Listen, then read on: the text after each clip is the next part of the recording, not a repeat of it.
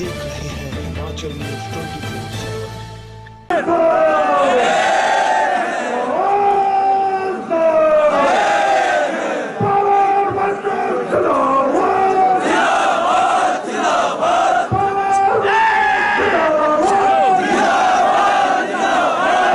हिमाचल प्रदेश में बिजली बोर्ड कर्मचारी अपनी मांगों को लेकर पिछले कई दिनों से आंदोलनरत है।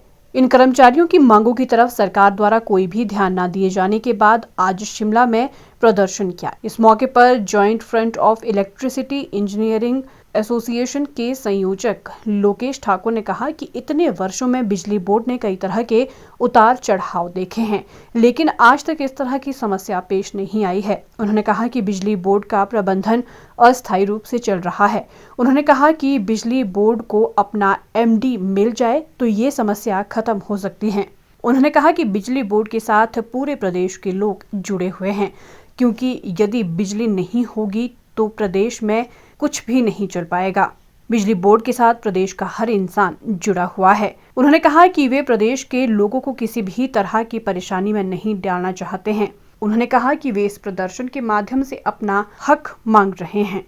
लोकेश ठाकुर ने कहा कि मुख्यमंत्री ने अपने फेसबुक पेज से काफी समय पहले ये भी घोषणा की थी कि बिजली बोर्ड के कर्मचारियों को भी जल्द ही ओल्ड पेंशन स्कीम के तहत लाया जाएगा, लेकिन अभी तक उनकी ये मांग भी पूरी नहीं हुई है। उन्होंने सरकार से मांग की है कि जल्द से जल्द उनकी मांगों की तरफ गौर किया जाए। कि 2 तारीख से हमारा प्रदर्शन चल रहा है।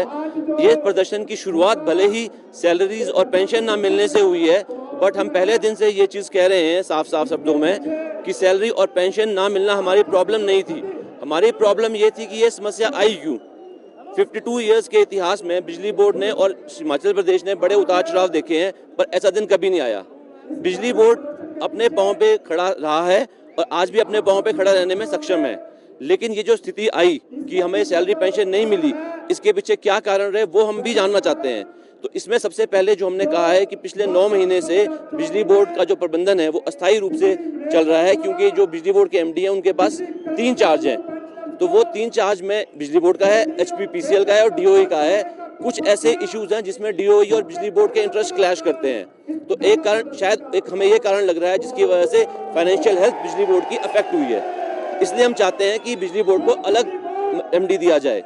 दूसरा ये है कि ये एक स्वाभाविक सी बात है कि समय अगर पूरा नहीं मिलेगा तो आप पूरा काम भी नहीं कर पाएंगे। तो बिजली बोर्ड कोई छोटी ऑर्गेनाइजेशन नहीं है, इसके साथ 40,000 परिवार जुड़े हुए हैं, 16,000 एम्प्लॉयज़ हैं, 23,000 आपके रिटायरीज हैं। इसके अलावा प्रदेश का हर इंसान बिजली बोर्ड से जुड़ा है। आप मुझे बता दीजिए आज शहर में ऐसा कौन सा इंसान है जिसके घर में 5 मिनट बिजली जाती है तो वो रह पाता है, क्योंकि इंटरनेट, पढ़ाई, खेलकूद, नौकरी सब कुछ इस पे डिपेंडेंट है। तो एक तरह से देखा जाए बिजली बोर्ड के साथ प्रदेश का हर इंसान जुड़ा है, और जो ये हमारा ये आंदोलन है ये प्रदेश के हर इंसान के लिए, हम किसी को कष्ट नहीं देना चाहते। हमने सारे आंदोलन जो है अपने ही प्रांगण में किए हैं, लेकिन 3-4 दिन पहले हमें प्रबंधन की तरफ से वार्निंग दी गई कि आप ये बंद किए जाए, तो इसी वजह से हमें यहाँ बंद करके ये स्टेट व्यापी का करना पड़ा। हमारा इसमें कोई इंटरेस्ट नहीं था, हम सिर्फ एक सांकेतिक प्रदर्शन कर रहे थे कि बिजली बोर्ड में कुछ प्रॉब्लम्स हैं जिनका एड्रेस करना बहुत ज़रूरी है। हम उसी लिए ये प्रदर्शन कर रहे थे।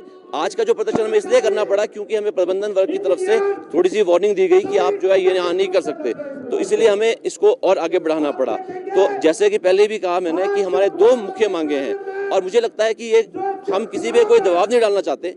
ये दोनों ही मांगे ऐसी हैं जो बिल्कुल हक है हमारा, क्योंकि कोई भी ऑर्गेनाइजेशन हो, उनको अधिकार है कि वो मांगे कि उनको एक रेगुलर हेड दिया जाए। बिकॉज बिना हेड के कैसे चलेगा, डिसीजन मेकिंग स्लो होगी, सब कुछ स्लो होगा, लास्ट में जो है सारा जो ब्लेम है वो इंजीनियर्स और एम्प्लॉइज पे आ जाएगा कि ये काम नहीं करते, जबकि ऐसा कुछ नहीं है। दूसरा, ओपीएस के लिए सीएम साहब ने खुद अपने फेसबुक पेज से, अगर आप लोग देखना चाहेंगे, 9 महीने 25 मई के अप्रैल मई के आसपास खुद अपने फेसबुक पेज से अनाउंस किया है कि बिजली बोर्ड में ओपीएस लागू होगा। तो वो आज तक 9 महीने तक 8 महीने तक क्यों लागू नहीं हुआ, ये एक ऐसा प्रश्न है जिसका जो हमें भी नहीं पता। हम भी जानना चाहते हैं कि क्यों नहीं मिल पा रहा है, और अगर हमें लगता है, ऑब्वियस है कि हमें ये लगेगा कि ये प्रबंधन वर्ग से कोई कमी है, कोई वो डाटा नहीं दे पा रहे हैं जो वहाँ सरकार को जरूरत है, क्योंकि सरकार तो अनाउंस कर चुकी है। तो प्रबंधन की तरफ से क्या कमियां हो रही है या हमारी मांग को सुना नहीं जा रहा है, इसके लिए हमें जो है ये प्रदर्शन करना पड़ रहा है। हिमाचल न्यूज 24/7 के लिए शिमला से लक्ष्मी ठाकुर की रिपोर्ट।